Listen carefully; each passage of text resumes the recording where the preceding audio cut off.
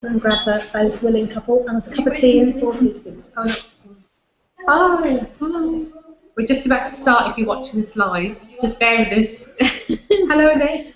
Hi, Mum. Hi, Mum. Hi, come in. Have a seat. Thank you for joining us, by the way. Would you guys like a cup of tea? No. Yeah. Okay, thanks for coming along to this talk. I know you've just been ambushed there outside. We're artists in residence here at New Art Gallery Walsall for 3 months. Oops, I'll get myself in focus. We're live streaming this, so we're not filming you, we're just filming us and some background shots. And we're going to show you a series of films that introduce our practice, what we do, and then we'll talk a little bit about the project we're going to do here. What we'd like to say at this stage, if there's anybody willing to participate, we'd like to make some voice recordings at the end, to be part of a game. So you'll be completely anonymous, but we'd like to get people's voices. We need, I think, one man's voice, and the rest it doesn't matter if it's man or woman. So we'll chase you around the gallery if you don't agree. Okay, so should we start with a film we made, one we made earlier. This was in response to requests for us to make this film here. Boys and girls, and welcome to Blue Peter. This afternoon we've got Strange Ways Collective with us, but who are Strange Ways? I'm Harmeet. Hi, I'm Layla. Hi, I'm Helen. We're Strange Ways Collective. We came together in 2007 and we make work that's playful, intriguing, site-specific, interactive and audience-centred. We also make work that is in non-traditional gallery spaces. We're here at New Art Gallery Walsall for 3 months running a project called Crash Test Dummies, where we're looking at the relationship between curator, audience and artists and see who actually holds the power in the production of art. Yay! Yay! It's so Tell me about yourself and show us something you made earlier. You guys remember John Noakes? Yeah, you do remember John. Blue Peter? Check the door. Well, I'm these fun All coming back. Too young, yes. Really, I'm a storyteller, so I collect people's stories, ideas, thoughts, and memories, and represent them in everyday objects. This teapot here represents a project where I was collecting emotional currency from people all around the world. Okay, so my practice involved in visual art and line artist, so I consider myself a visual artist. I make work that really taps into oral histories, comical observations, and ridiculous contradictions. The wings were props for a performance in Birmingham last year, where I was fairy godmother, granting wishes to a one-to-one consultation service, and that was looking at contemporary wish making and probability and chance, like national lottery.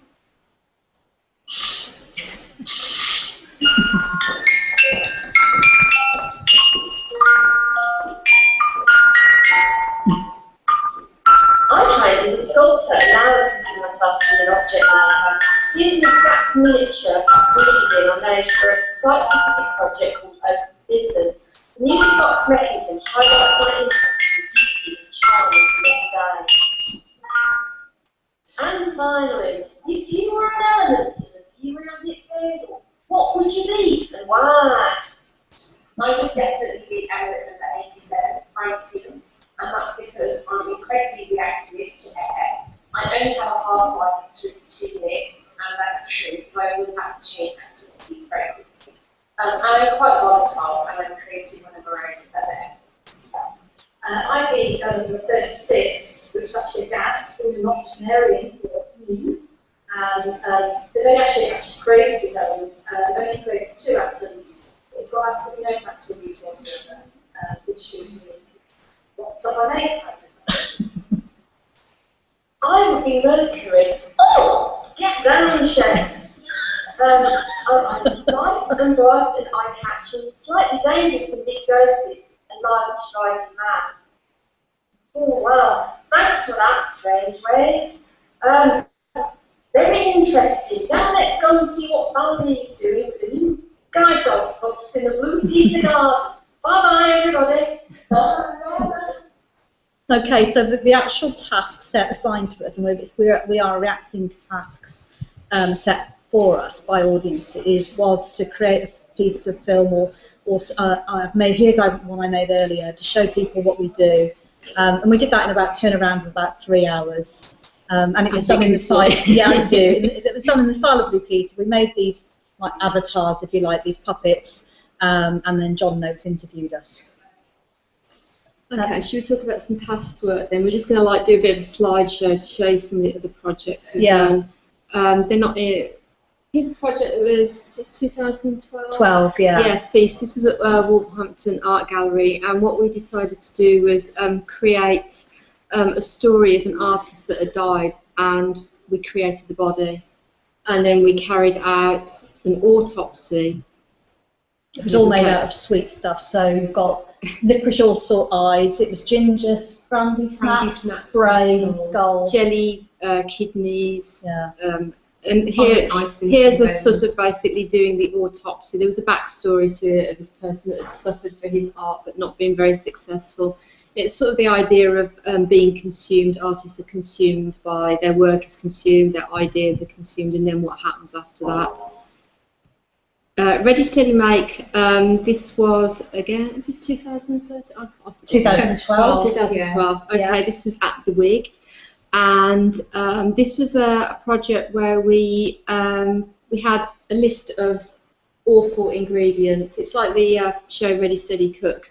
We had a list of materials, and people could pick and select them and then give us an idea or a quote, and we had to make a piece of work. Do you remember the show where you got basically, you could pick 5 items or 3 items, you know, eggs, bacon, I don't know, flour, and you had to make something out of it. It was kind of on that principle. Polystyrene. Yeah. And we were just seeing how far people could push us for us to actually make these things or not. So it's the idea of like, is there a recipe for art? So that's just a little.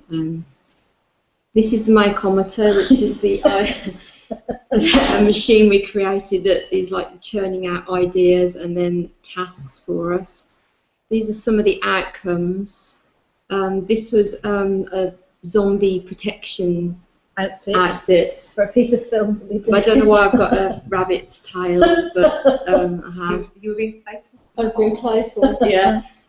Here is sort of towards the end of it, these are all the pieces that were made in that space, and it's starting to look a bit like an art exhibition, a bit. I think the really interesting thing about Ready, Steady, Make was that actually we were at the mercy of other people's suggestions. Yeah. So when you think about making work, whatever that is, you have your own process of refining and distilling those ideas. You know, if you do stuff, it might be a bit rubbish, you kind of discard it, and you go through this process of kind of elimination. But with Ready, Steady, Make, we didn't have the opportunity, so we were at the mercy of, we've got to make a zombie movie, we've got to include polystyrene in our work. So using really low-end materials, really basic stuff. Come in, sit down. Just started. You haven't You were fashionably late. This is Manifesto from last year. This is again at the Wig. Here we created a fake back history of the collective that we're in, and it was the idea of manifestos and movements like the Dada movements, the realists, how they had very rigid ideas and idealistic ways that they were going to make art and political reasons, and we created this It's quite an intricate backstory, and it was about this pseudo movement, but not pseudo because we are strange race, but it was a very different history that we've had. None of us studied in Berlin, and it was a bit ludicrous. It was a competition piece, and it was set against artists from this the Wig. The Wig's an experimental art space in Birmingham, and it was set against them. And then we had this judge, performance artist, who would set rules for judging who was the best artist or art movement or manifesto, who had the best manifesto, who was the most convincing for us to want to join. So the space was set out, you could be in one camp or the other. The curator who's here, Sonia, she laid out this space, so it was quite playful, got quite rowdy, and then got quite, there was real tension when this other group infiltrated the whole event. and it was orchestrated by Sonia, but none of us knew it. And they were quite disruptive. They basically were protesting about art and protesting that they really didn't like what we were doing. And some people you could feel the tension. Some people got a bit upset by it. So I mean, this image is like for a fake show that we never did, and it's and here's another one that we never did. It's completely made up show. Definitely. This was an amazing pinata that one of the artists at the wig made. And one side reads Strange Ways and the other side reads the wig. And we burst it and loads of sweets came out. Huge, huge thing. And it was a good way of letting that some tension at that point. Yeah. This is a piece that you made, Elena. This is we made mock pieces, or pieces that were just there to be looked at as part of this suit. So this is actually part of the site of the wig, which is in Ladywood, isn't it? Yeah. And it was about stories in the city. So it was all scenes from Hitchcock. So we've got the birds and North by Northwest and all sorts of things in there. Aerial views. Aerial views, yeah. Tippi Hendren sat on her little matchstick bench. And, yeah. That was my piece. Yeah, again, very much as you were saying, Elena. So the work was almost irrelevant to the actual performance on the night. So it was just on the periphery, really. The whole idea of how we were going to engage with the wig and how we were going to spar with them in this kind of boxing ring setup was more what I was interested in. But the pieces of work that I did for that, so I do a lot of moving image and put it into weird, bizarre objects. And the animation that ran in this body of this hideous doll was about an uncarved block. So it was about Taoism, a philosophy about how you are at one with the universe and yourself. It felt like it was right to do that for the movements we were talking about. This is the piece I made, which is a suitcase with small bears made out of plasticine. They're doing the YMCA movement. They're called Dancing Queens. It's rubbish. It's silliness. It was just meant to be funny. I wouldn't call it a serious piece. They're quite sweet. It's not a very good photograph of them. Here's a piece from the evening. That's 3 members of Musfac there. There's our judge in the middle, and that's after we've smashed up the pinata. So it's a very different format for an exhibition. Yeah. I think it represents a lot of the work that we've started to do, because we've all got our own specialisms. You know, Helen experiments with object making. I do a lot of moving image stuff. Elena, you do more sort of live art performance. And we've started to make work collectively together. And this was really good. I suppose it's good for us because we were expecting the audience to interact or participate in a certain way, not just come and spectate. So we're always looking for some element of interaction rather than coming in and being passive.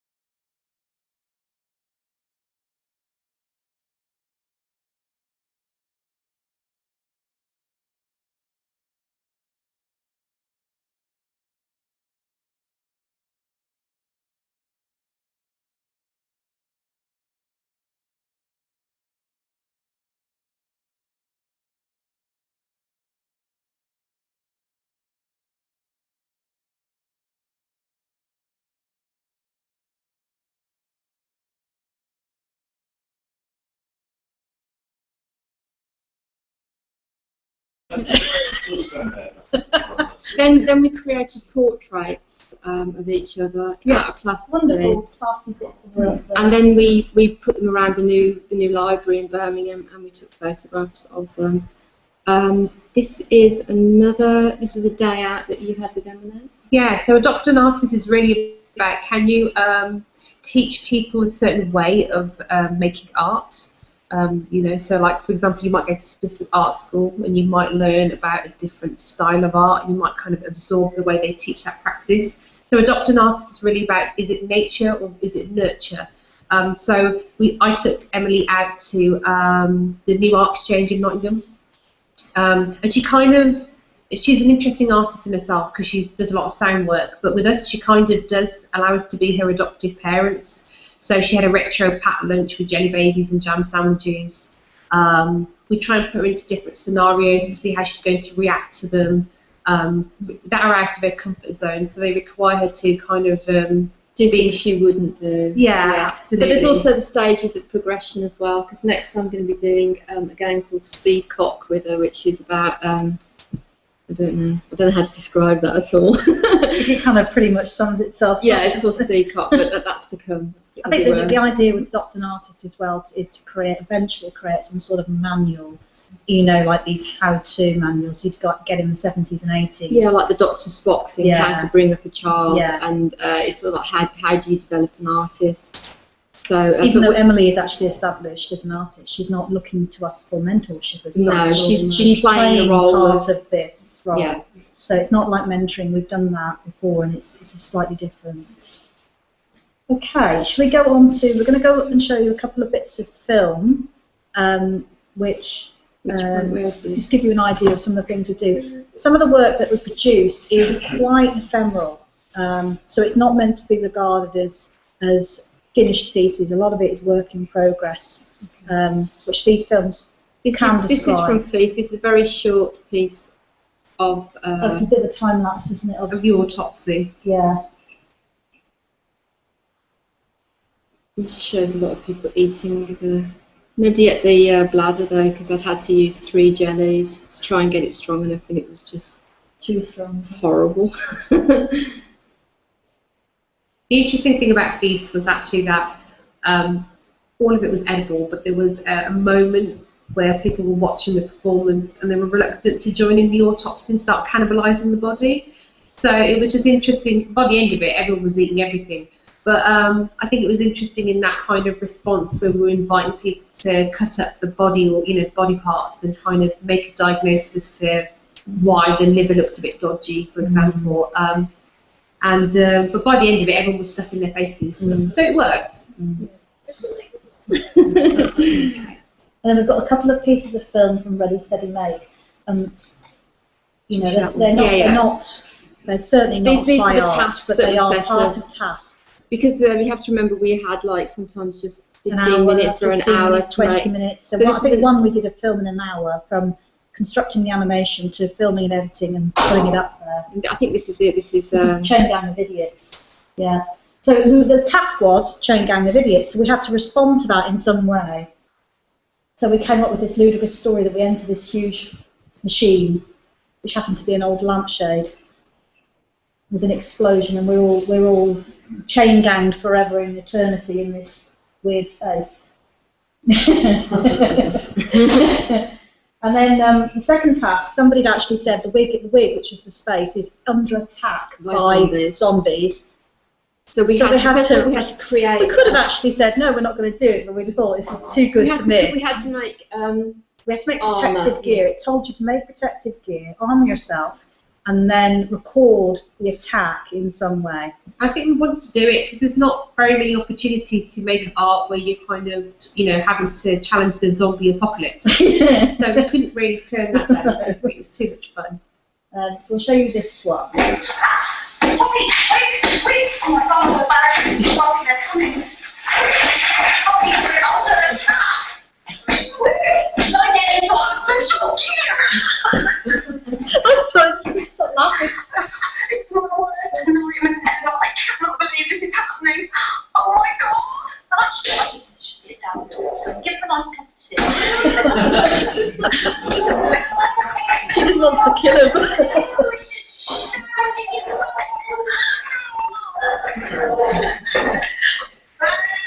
Yes, and here is us in our special gear. This is all we had to make stuff happen. I still don't know why I had ears for that. To walk. Yes, yeah. One of our finest moments that was. As you can see, a lot of the work we make is very, very playful. There's lots of elements of humour in there. Yeah. So it kind of brings up lots of questions, I suppose, for other people looking at our work is what is high quality art? You know, because actually we're dealing with, you know, situations where we want people to be responsive. We want them to not look at what we're doing and go and be po-faced about it. We want them to have an emotional response, you know, which normally is kind of linked to humour, isn't it? Yeah. But actually our work is quite serious because it is about breaking down boundaries. We think that the way that we can do it is by making art accessible through including humour. And so the death of art speak. You know, absolutely. we're not So fans of we that. don't use big long words. We could do, but I think we'd alienate a lot of people if we did that. And it's boring. So that gives you a little bit of a background. We are, It's the Kickstarter. we're here now for 3 months, and the Crash Test Dummies, the idea behind this is to look at the relationship between artists, curators, and audiences. So we're involving audiences quite a lot in some of the decision making and some of the ways in which the routes we could actually take with this residency. Breaking the rules is a big part of this. And we don't break any rules. Yeah, we might be breaking some. We were set a task right at the very start, and we were told it could last the length of the residency, which is actually what it's going to do. And this is a game, and it's looking back at ways of playing games that are gamification, which is playing games with virtual sort of ideas, but in a non-virtual context. So looking at how we can engage with people and play this game, which we are going to do. We want to create an installation here that's a game, so people can come in and play it, and it'll have pieces of video, pieces of sound. Yeah. There'll be lots of information, and you have to solve something. And there will be prizes. Yeah, there's information at the back about the game. It's going to take place on the 18th of October. And that's what I said earlier on. At the end of this talk, if we could persuade some of you to... It's only a short statement. To take some recordings, some voice recordings, that would be brilliant. And your voice will become part of the game at some point. Would it be fair to say that the reason why we want to do that is because we want to see how the audience, how the public can co-author an artistic experience. So in the past we've done one-off events where actually we're asking people to participate when they're there. But what happens if we change the way we're working in a far more sophisticated way than Ready Steady Make Book, which was all about kind of set formula. But how can we get you guys to tell us the kind of art that you want to produce with us? So we're trying to develop a framework. It's all very, I suppose it's all in development, isn't it? This is stuff we've not done before, where it's quite exciting for us. Yeah. But yeah, so that's why we're trying to get people to generate content as they're going along, joining the dialogues and the debates, you know, ask the questions. You know, people might want to only join in certain elements, you know, maybe at the end when we've got the performance. So, but we're kind of trying to change the way art is made and viewed, I guess. We're working on it. You know, we're working on a brief claim to fame. yeah. We're working on another piece throughout the residency as well, which is something we've just kind of decided on ourselves, the periodic table behind us, and we're working on the periodic table of experience and emotions. So that's something we're going to build as we go along. Through doing experimenting on ourselves and each other. Yeah, something like that. Yeah, because the other thing is that you don't normally ever get to see the process that artists go through. You know, you go to an exhibition or you go to an event and you see a finished piece of work or a piece of theatre, a piece of performance or whatever it is, and actually you never see that process. It's not exposed. It's involved. You can see it. You can't see it. Yeah. It's involved. Absolutely. You will see it here. It's quite raw here, so it's the whole point. Yeah, you'll see it all. Yes, you go through. I mean, I think what you'll see from us is you know, the kind of moments of complete genius, fear, spontaneity, you know, the vulnerability that you have when you show stuff and it's not quite ready, you know. But we want to open that studio experience up so that people understand kind of how you get to an endpoint, that you're not sure what the endpoint is, and you're trying to get somewhere and create something new, you know. Yeah. So yeah, it's kind of scary and exciting, and it's kind of like being on a roller coaster. It's terrifying and exhilarating at the same time. Emotions, you know. Yeah. We've got a piece of film. This is going to be the last piece of film. It's actually part of a Kickstarter campaign we're doing, but it kind of summarises what Crash Test Dummies is about. And then we've got some questions I think Sonia wants to give. In the beginning there was nothing. After a long while there was still nothing. Then in 2007 from the belly of the artistic primordial soup came Strange Ways. Strange Ways, aka Helen, Elaine and Harmeet, make art that is playful, interactive and is for everyday people. These projects come to life through sheer love, sweat, good energy and occasionally through funding from the Arts Council. We mean Arts Council. Weary of trying to be part of the zeitgeist by jumping through other people's hoops to fund our art making, we tried a test project called Ready Steady Make in 2012. Where the audience suggested what art Strange Ways should make in timed trials. Some of it was painful, some brilliant, some ridiculous. Above all, we realised that we wanted to play with the idea of audiences curating the work they wanted to see, questioning who really holds the control in the production of art. And so the idea of Crash Test Dummies was born. Looking for a willing partner, along came new Art Gallery Walsall, and a woman named Zoe Lippett, who offered Strange Ways a 3-month residency and a space to play in and be experimental, without expecting us to make a certain type of art. So, from August to October 2014, Strange Ways will spend 3 months in character as mad scientists, transforming a studio in the gallery into an experimental lab, and conversing with the public via social media networks. We need you to steer the work we make by being the curators, the dictators, the producers, the ringmasters. The studio process will be live streamed to expose what it actually is that artists do, and you, the audience, are vital to this coming alive. We need you, our patrons, supporters, superfans, Turner Prize wannabes, to help us accumulate 500 Earth pounds. We will use this money wisely, spending it on stock materials that we will create your art with, materials that we can make quality art with. There will be no purchasing of urinals or dead cows unless you want there to be. And most of all, we promise not to run off to Cuba with your investment. To reward you, we have everything from limited edition postcards, prints and tote bags, to bespoke pieces of art and live art experiences with Strange Ways. Alternative tours of the gallery, one-to-one confessionals, and even dinner with Strange Ways, to tempt you to back us with your cash.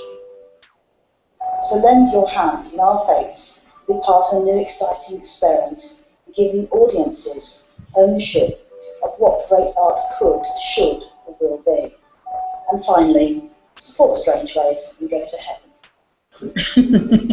So that campaign's not gone live yet, that will go live very shortly, but it gives, I think, a good idea in terms of what the project's about. And that's it. That's our presentation. And I think we've got some questions. Yeah, I've got some questions from people that can't be here today. Part of this project has been working with remote audiences on Twitter and other sort of social media, as well as good old text messaging. So I've got some questions there, but perhaps anybody from the audience wants to? Well, if anyone who's watching the live stream wants to tweet us a question at Strange Ways Art, please do so now. Shall I start then? Yes. Okay. The first question is from Paul. Why are you called Strange Ways? Because when we started, we met on an artist development programme in 2006 called After Hours, which was run by Creative Alliance, and the groups of artists were split into 3 categories. There was visual artists, there was the photographers, and there was a category called off the wall. And anybody they couldn't fit in either of the other two categories, they put in there. So we were all in there. And this is one of the painters, wasn't it? Yeah. And then one of the painters, because we worked quite closely as a group, and one of the painters actually commented about us and said, "You're quite strange, aren't you?" And after that, we kind of got together. We met up again after the course had finished in January 2007. And we just came along Strange Ways. And I actually naively didn't realise there's a women's prison called Strange Ways. I didn't realise. I know, the amount of people that have commented on this. So it just suited what we wanted to do at the time. So that's why. Yeah. Ex-cons. Ex-cons, yeah. That's interesting. No, it's not true. I have another question, which is from Nigel, who's on the Pen Museum. He's following what we're doing here quite closely. And he's asking two questions, really, around whether or not Crash Test Dummies and the game, would they work in the museum? Yes, I think they would, yes.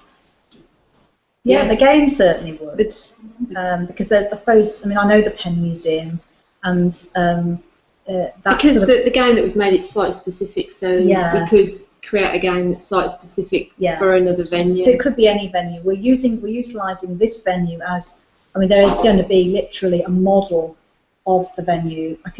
You can see from up there, you know it's going to be a crime scene, but there's going to be a crime committed, and we're using elements of the gallery to take the audience around to crime scene spots. It's a way of connecting with the collection as well. So yes, could be in any context. You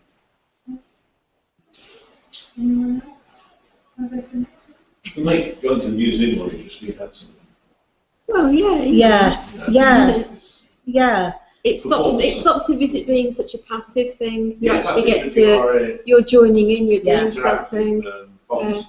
Yeah, definitely. Now, Dan, who's an artist, has sent a question. When does art become a gift without obligation?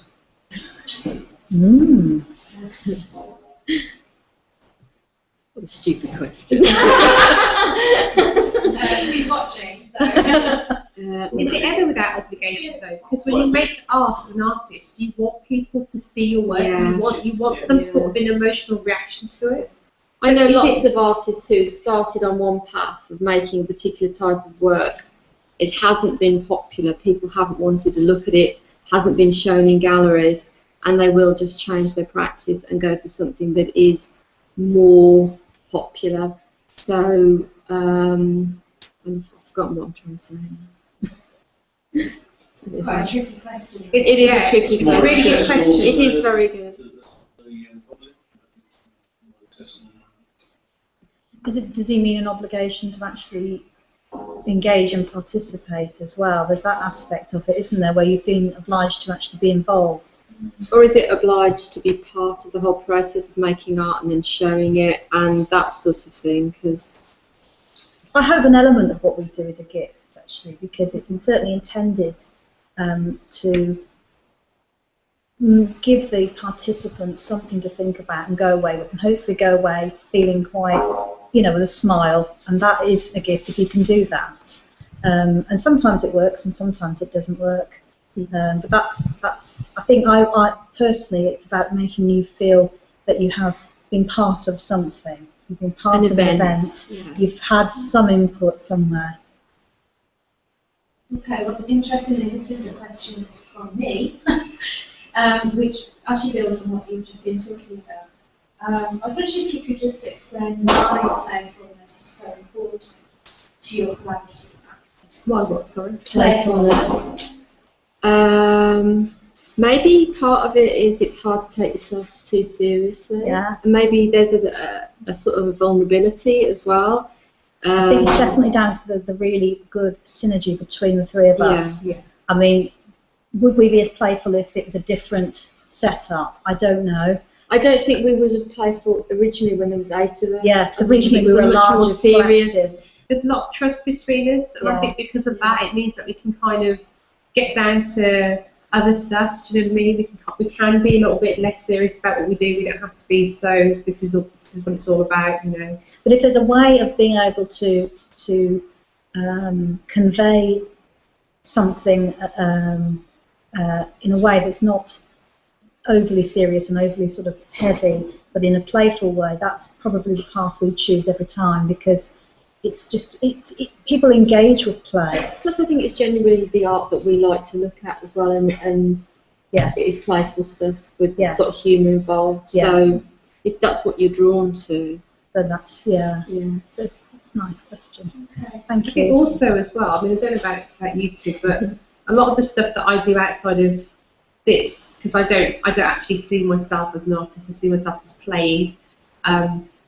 I facilitate other people's creativity, and normally it's with people who don't normally get access to art or to creative processes.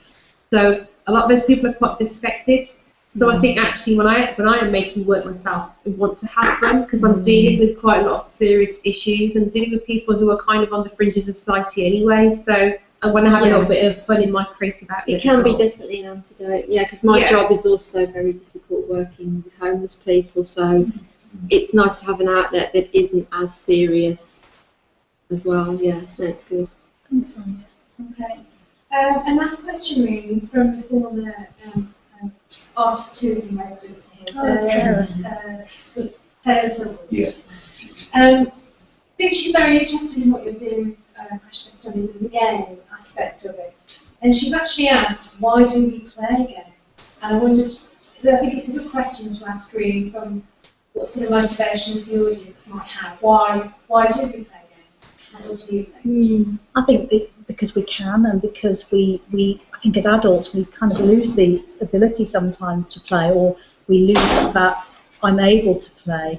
You know, gaming has become such a massive thing, this distraction from the everyday. The idea of this alternate version of you with an alter ego. Yeah. And also people do like to compete. People always compete. You know, even waiting at a bus stop, people want to get on the bus first. You know, people will make a game out of anything.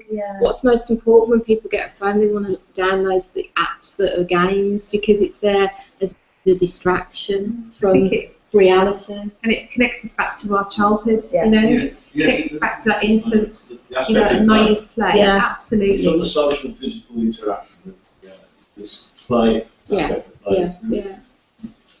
Yeah, you're absolutely right. We've had some questions on Twitter as well from Dan. Hello, Dan. Hi, Dan. Dan says, what games would you like to do at Strangeways Prison?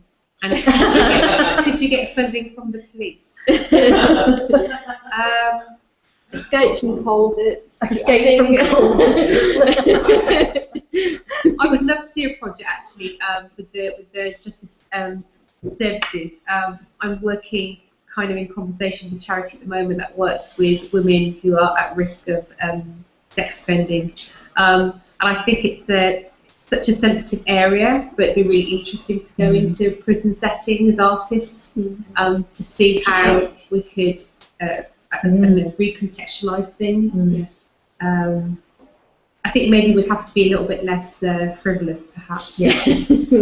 So, any other ideas for projects? Not at the moment. We have to think about that one a bit more. And his last question is, who is the most mischievous and cheekiest out of us three? I'm laughed the most. I mean, I've laughed earlier so much that I cried. I was literally crying. We're replaying some of these videos, and I was cringing and crying at the same time. So I probably cry quite a bit with laughter. But I don't know, mischievous. I think we all kind of we egg each other on. Yeah, one person makes one comment, and then it just snowballs until it's like, are we really going to do that? Yeah, it's kind of like a collective mass hysteria. Yeah, that probably sums it up. Thanks for the question. Thank you. Is that all questions? I think should we close the live stream down? Yeah. We can talk about, see if anybody would like to volunteer to do some voice recordings very quickly. It will take 1 minute, literally. Thanks everybody for watching. Thank you.